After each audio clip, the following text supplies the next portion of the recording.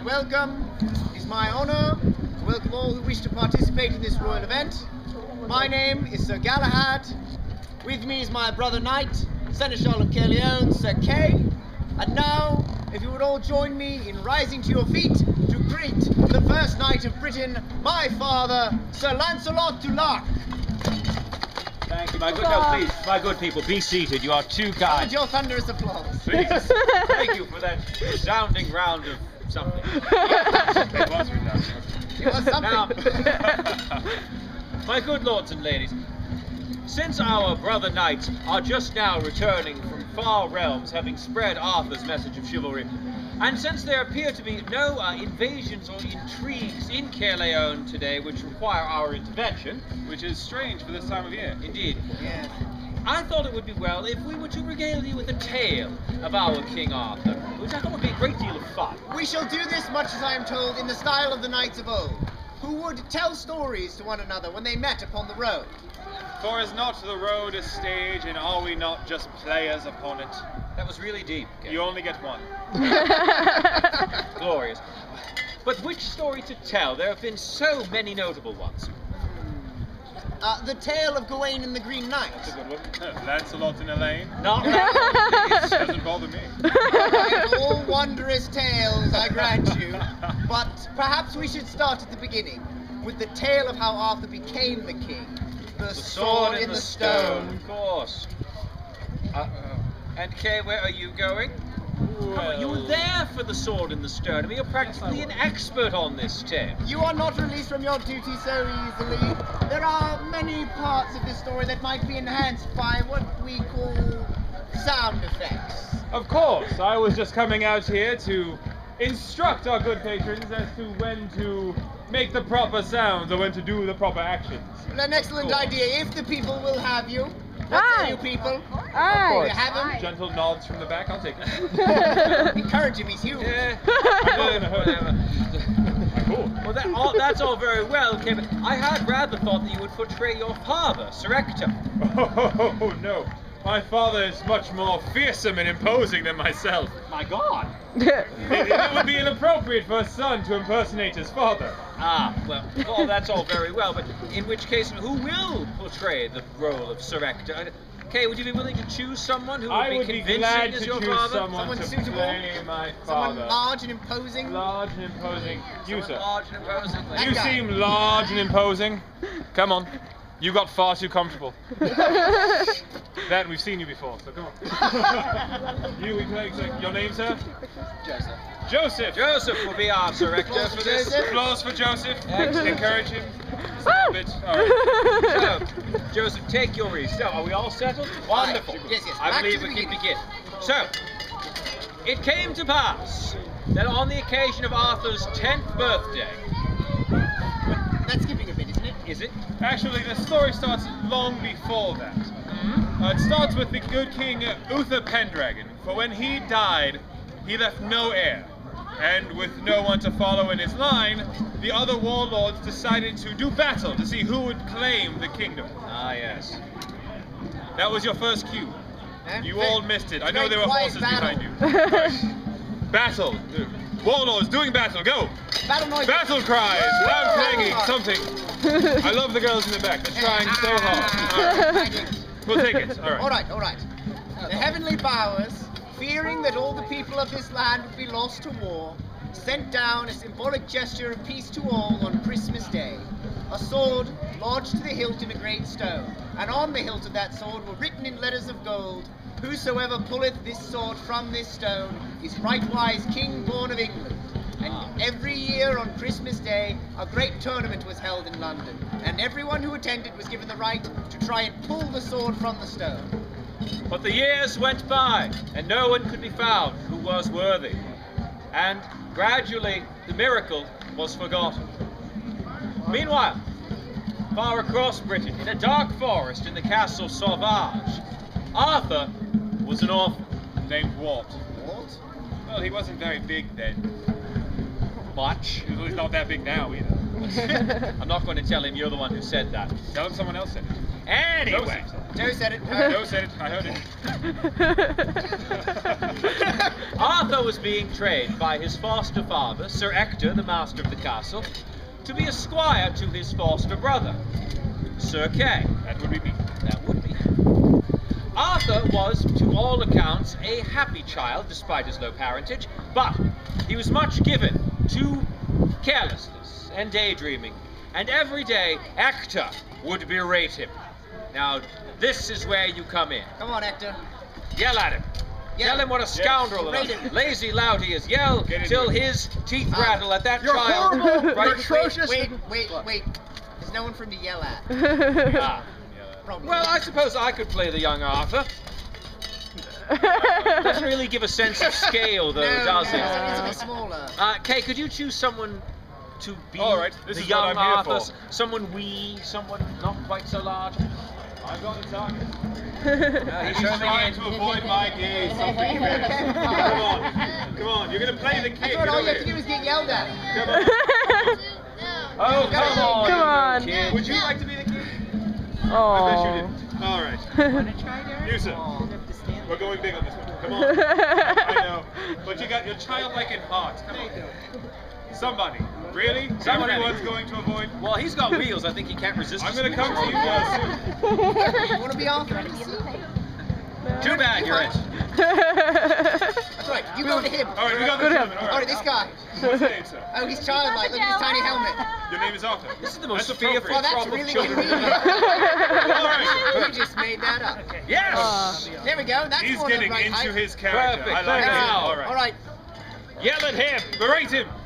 You're horrible. Your coat's too puffy. Your fat head doesn't even fit in your helmet. Oh, Galahad. I'm going pure. Sorry. Calm down. I had a moment. Got into a thing there. All One right. more. Give us one more good one. One more. And your helmet's plastic. It is. All right. Well done. Good berating. Thank you, Arthur. Thank you very much. Thank you, Joseph. Joseph, thank you. Oh, Way to hit him where it hurts. You're a there, vicious Joseph. man. That brought me back to my childhood. That's harsh. That's really cruel. It was a rough place. Anyway. Well, I think that worked much better than it would have if I were doing it. Yes. But, unbeknownst to Arthur, his life was soon to change. For while he was running away from one of these horrible beratings, it happened that he first met Merlin. Well, actually, Merlin was searching for him, for he had learned through his spells that a person of great potential, someone who might very well change the course of history, was living somewhere in the area. And he was determined to find this person and offer his services as mentor and teacher, that he might help them reach their full potential. Although he did not know exactly what Arthur's potential would actually be. And so he figured he would teach him anyway, as he saw something within his own eyes that others could not. And so it happened that Merlin took room and board in Sir Ector's castle in exchange for teaching Arthur his lessons. And what lessons they were. Oh. The problem was Arthur was so caught up in the flights of fancy that he could not focus on a thing. So Arthur quickly realized that he had to use the natural world as his classroom. Did you know that one time he turned them into fish and swam around in the moat? He did this so that Arthur might learn to focus. For to be a fish requires a great deal of concentration, so that one doesn't just, swim in circles. All right, people. All right. You are my fish. You ready for this? Make the face. Make fish faces. Do little swimmy things. Come on. Friends. Get into it. Little friend. All right, I'll take it. You're swimming in circles, but you only have to fit. It's all right. It's all right. You have an excuse. He's got the Nemo thing going on. It's all right. So, after Counter that, swimming. I got it. he turned them into ants in a colony, so that Arthur might learn the dangers of a society where conformity is all, and individuality is rigidly stamped out. All right, ants Ants. now. Feelers up. Feelers. Feelers up. Now make ant There we noises. are. You in the back. I got you. No ant noises? Come on. I was curious. I don't know what ant noises are. noises? I don't know. I was hoping they might teach us. You never know. All right. And the lessons did not stop there, for after that, in a rapid succession, Merlin turned them into a badger, an owl, and then finally a sparrow. All right. I can handle this. Good luck, gang. All right. This side, since there's so few of you, you will be my owls. You're going to be hooting and flapping about. All right. This side forward, you will be my sparrows, tweeting and flapping slightly less mold than the owls here. And in the back, my badgers, tenacious as always, making little badger noises and not Honey caring badger as don't badgers want don't care. All right, now are we ready? Go! Go! Flapping What are you doing here? I rely on Badger noises. Are we howling? Are we snarling? Are we not caring as bad as I want to do? Nasty badgers, angry birds. Angry birds and nasty badgers, huh? That was really rather impressive. At least I from liked up it. here. This was quite the menagerie. I think we may need to call the audience in as we move to our finale. So, as Merlin had intended, each of these animal forms taught Arthur a lesson which would be very important to him in his later life. From the badgers, he learned to dig deep and hold fast to those things which were most valuable to him. From the owls, he learned the wisdom of calm. He still needs to work on that one. Be that as it may. And from the sparrows, flying high above the land, he learned that there are no boundaries, save those that men create for themselves. And that, when seen from above, we are all truly equal. Under Merlin's tutelage, Arthur began to grow stronger and wiser, and seemed destined for the life of a scholar or a learned man. But then, life, as it so often does, took a sudden turn. You see, my normal Squire Hobbs had come down with the mumps. And as the Christmas tournament was approaching, I needed a new squire immediately. So, Arthur was it. And so there they were, in London, one of the greatest cities in the world, on Christmas Day. Go on, read the People songs. crawling to Christmas. one another. It's Christmas.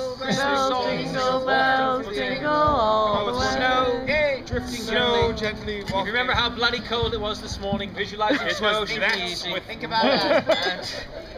Right. All right.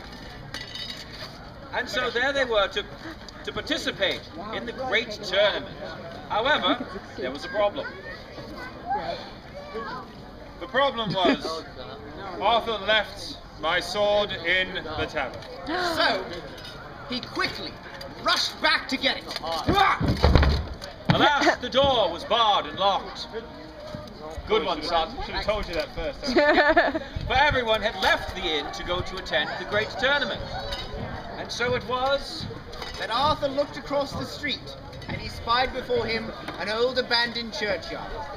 And there, in that yard, was a sword, buried in a stone, blackened with age and covered in vines. He opened the gate to the churchyard, and an eerie silence fell over all. And then, as he began to walk forward, the wind began to pick up, slowly at first, but blowing stronger and stronger, until he could just struggle to take the tiniest of steps. At last, he reached out his hand, and It really shouldn't be you. probably not. No. No, Kay, if you could. I need someone to play the 1 cent future king. Who wants to Seriously. pull the sword? I'll from the take stone? anyone at this point. Wait, I see someone there. Yeah, There. good. I thought she lifted a flower. Perfect. Get her. You want to come up? Get her before she changes her mind. Oh, careful. It's a dangerous trek all the way through that churchyard. I don't come under the wind's blowing you this way. Come on, future King Ed. Here, take my hand. I'll help you on the stairs. Big adventure. Very good. All right, now, let me make this a little easier. There we go. All right, now, here we go. Now, what you want to do, put your hand on the sword, but don't pull it out yet. So, Arthur placed his hand on the sword, and he pulled it once. He pulled it twice. And then he closed his eyes, and he remembered the tenacity of the badger, the focus of the fish, and the calm of the owl. And then at last, he gave one more pull. Do it. Oh. It really is large in there. And he held the sword in the air. Yay! And as Arthur held up the sword in the pure morning Christmas light, voices called from on high, proclaiming that he, Arthur, was the true-born king of all the Britons. Angelic voices. lovely. And that, my lords and ladies, is how Arthur came into his own. Yay. Gently, little Arthurette. A round of applause for Arthur. Yes. Woo! I'm It good. remains only for us to thank all of you for participating in our little story. Yes, thank you for coming. And may we just say, That our performance only paled into the performance you guys have given us. Absolutely. thank you very much. So, on behalf of myself, Sir Lancelot, my son, Sir Galahad, and the noble Sir Kay, we thank you for attending. And enjoy the rest of your day here at King Arthur's Full Harvest Festival. Huzzah! Thank you.